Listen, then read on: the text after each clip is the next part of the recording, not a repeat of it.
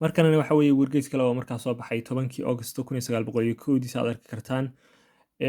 Kanina waxa weeye olole kale oo ka dhanka ah ciidamada daraawiishta iyo dowladoodii oo markaa lagu saaray daraawiishta gobolka Togdheer ilaa iyo dhinaca hawdka dowlad deegaanka loo yaqaano Soomaaliyeed ilaa iyo gobolka Sool.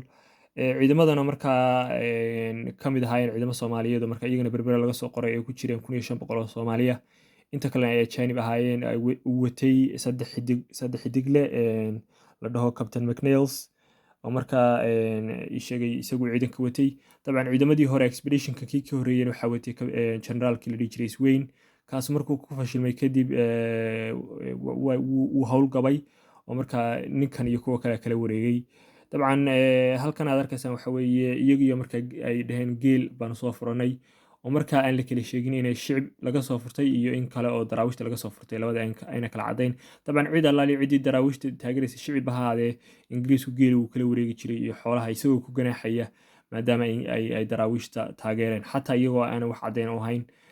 taasina waxay ku tusaysaa magaranaysaa gabadfalyadii ka dhanka shicibka Soomaaliyeed ee markaa gumaystuhu ay sida ula kaca xoolahooda bareerka u qaadanayeen.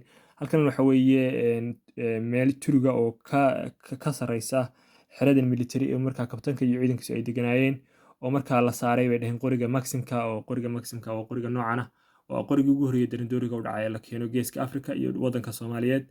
waxa weeye qoriga ay Ingiriisku sheegaan inay ku furteen wadamo fara badan oo gumaystuhu gaadhay.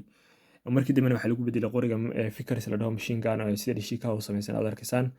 dabcan xeradan waa xeradii markaa ay u deganaa Captain McNeils oo magaranaysaa ay ka mid ahaayeen ciidamadii Soomaaliyeed aad arkaysaan. nimanka Soomaaliyeed ee markaa laga keenay berbera oo iyaguna u ilaalinaya ciidanka xerada oo waardiye ka haya saraakiisha ciidanka hogaaminaysaan ay yihiin caddaan. dabcan xeradan waxaa lasoo weeraray ciidamada daraawiishta waxay soo weerareen markay ogaadeen inay yimaadeen dowladdii Ingiriisku inay kusoo durugtay dhulkii daraawiishta. waxay soo weerareen ilaa iyo 2 jeer. Ingiriisku suu sheegay wuu iska difaacay 2 jeerba ciidamo fara badan oo ilaa 300 gaadhaya bay dhaheen waa sida ay dhaheen baanu daraawiishta ka dilay. annagana waxaa naga dhimatay bay dhaheen 10 nin oo keliya, 12 waa naga dhaawacantay. dabcan dee waa iyagu say sheegeen laakiinse maaha warkaas war la hubo. taasina waxa weeye maqaal yaroo kooban aan kasoo diyaariyey maqaalkan aan helay oo gacanta